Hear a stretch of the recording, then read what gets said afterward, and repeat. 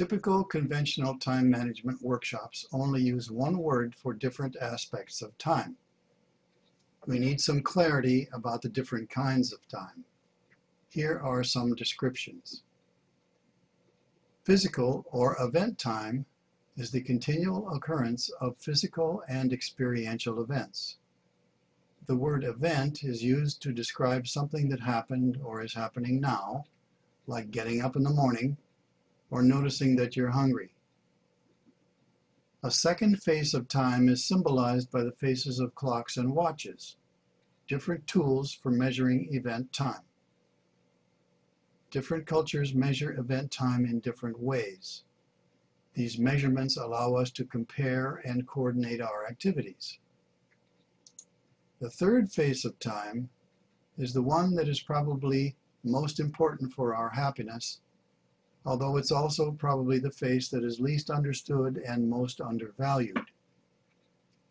Here we will call it personal or psychological time, though it might also be called experienced time. It includes all the different ways we feel or experience time. We may feel time move quickly when we're having a great time.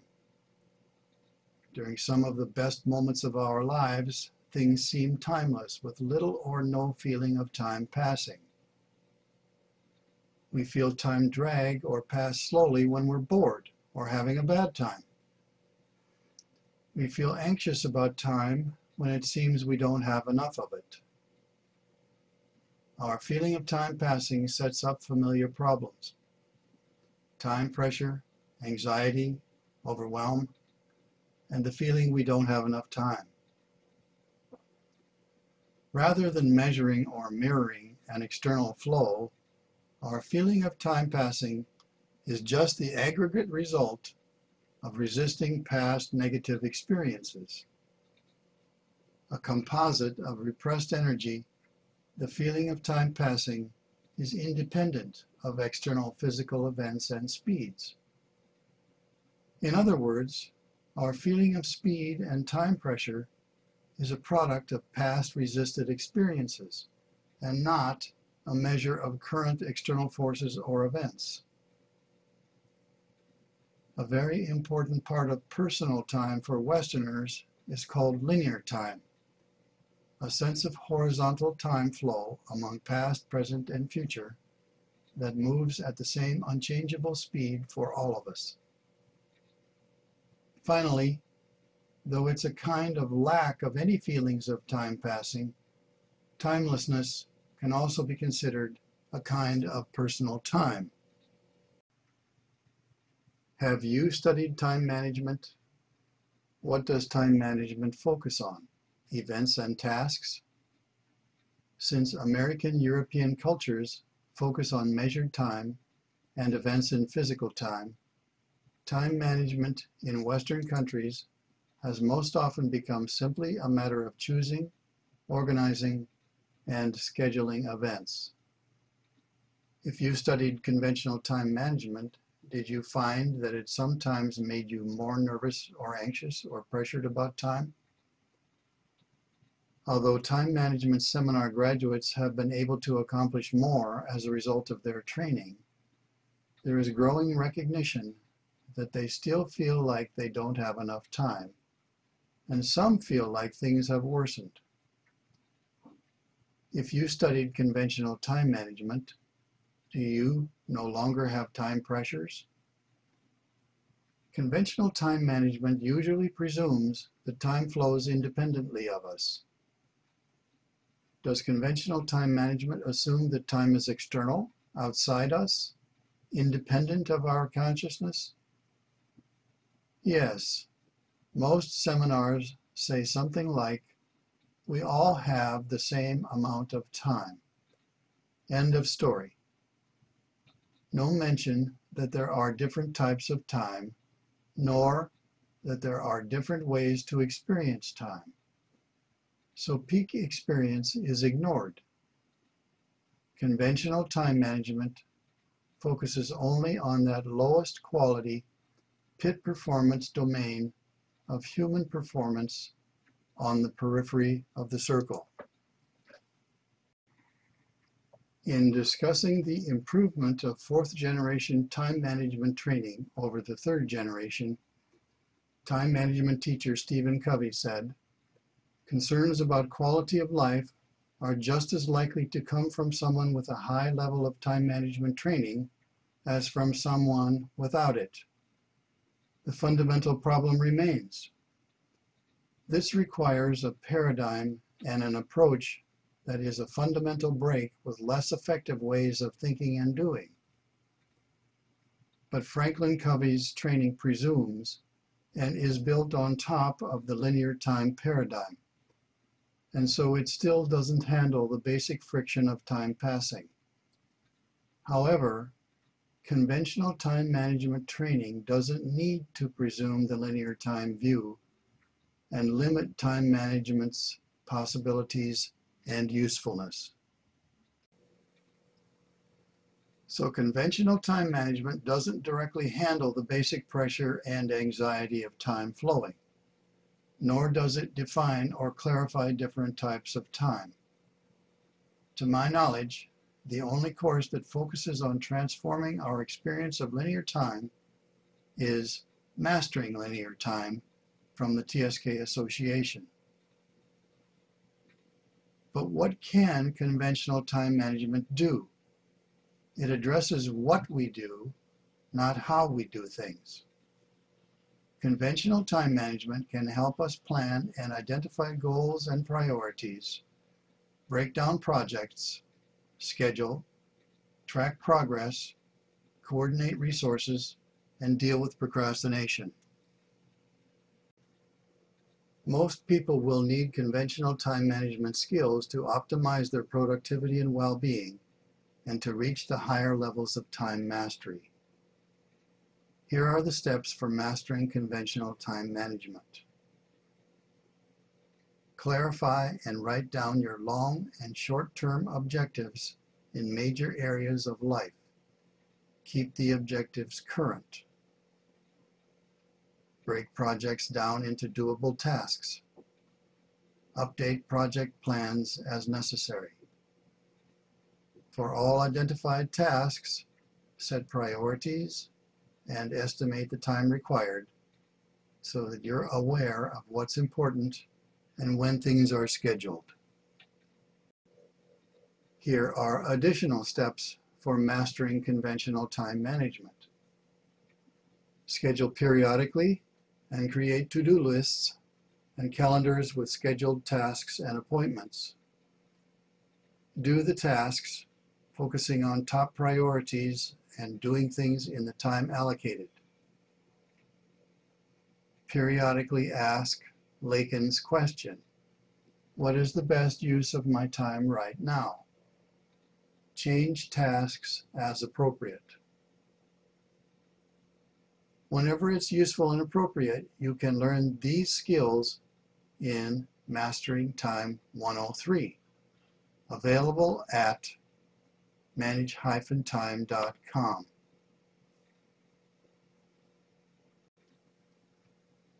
Here are some limitations of conventional time management. As mentioned earlier, conventional time management doesn't directly handle time pressure and the feeling that we don't have enough time.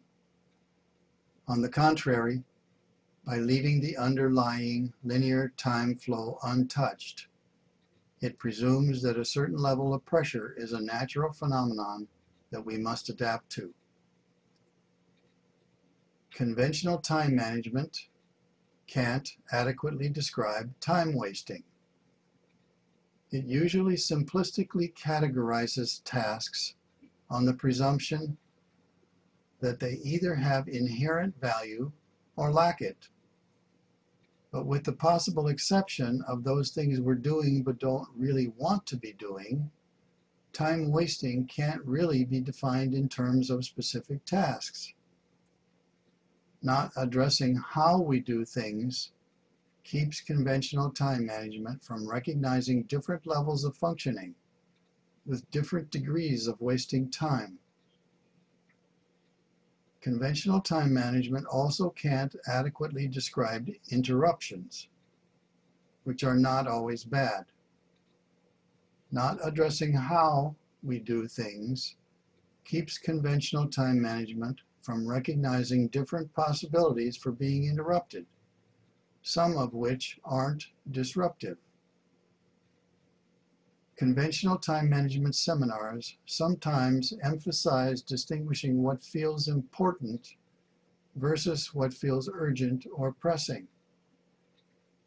Urgency is a feeling that seems to be an aspect of linear time's momentum, which, again, is not directly addressed by methods of conventional time management. Although we can categorize things as urgent or important, this does little, if anything, to reduce the momentum associated with the task. However, with appropriate methods, the sense of urgency can be directly lessened. Here's the third slide on how to master time. In addition to using the methods of conventional time management, to master time, we need to continually monitor how we are doing things. We can use the idea of different levels of involvement, which might, for example, be defined in terms of awareness, concentration, and energy, and try to deepen involvement whenever possible. You can use the question, am I completely involved in what's at hand? Or, am I timelessly involved?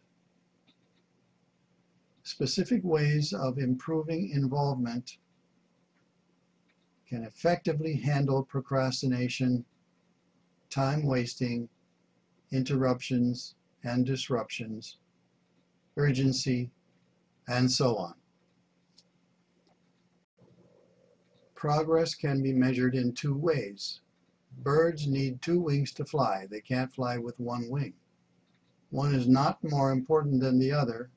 They're both necessary. Similarly, it seems that to measure progress in life, we need to periodically consider two questions. One question is, am I doing the right thing? A second one is, am I doing things right? Another way of stating the first question was provided by time management guru Alan Lakin. What is the best use of my time right now? Most of us have numerous tasks and objectives that we wish to accomplish. Among all these things, what is best to do right now? Occasionally asking this question is very important. This conventional time management question helps us clarify what to do. Another way of stating the second question is, am I timelessly involved in what I'm doing? This inner time management question helps us clarify how to do things. It asks whether we are doing things in an optimal, timeless way. People report that in peak experiences of all kinds, there is no sense of time flowing in a way that feels out of control. So it's helpful to ask Randall's question periodically. Am I timelessly involved in what I'm doing? If not, if we're not totally involved, or if we feel time passing in a way that has even a slight bit of pressure or anxiety, there's room for improvement in both productivity and well-being. With methods of conventional time management and inner time management, there's a wide range of possible ways of relating to time, many different levels of mastery of time and time stress. 6 levels appear here and on the next slide. Struggling against time. Time is outside us, and we race and struggle against it. We are victims of pressure, overwhelm, and anxiety, thinking that it's normal and unchangeable. Wondering about ways to relate to time. Our relationship to time has loosened up, and we're wondering about the possibilities. We no longer feel consistently pressured and anxious. Seeing time as an ally, not an opposing force. We're beginning to see how our experience of time is created and are able to transform some time pressure and anxiety by various methods. Allying with time. During breaks, we're able to reduce time stress by 50%. We see different levels of time and how they're related. Empowering time. While working, we can reduce time stress by 50%. We are aware of subtle pointings, including a self-other duality that can lead to linear time experiences. The Time, Space, and Knowledge Association offers courses that can help reach this level. Abiding in time. We never let time stress get established. We abide in the peaceful yet energetic eye of our whirlwind of activities.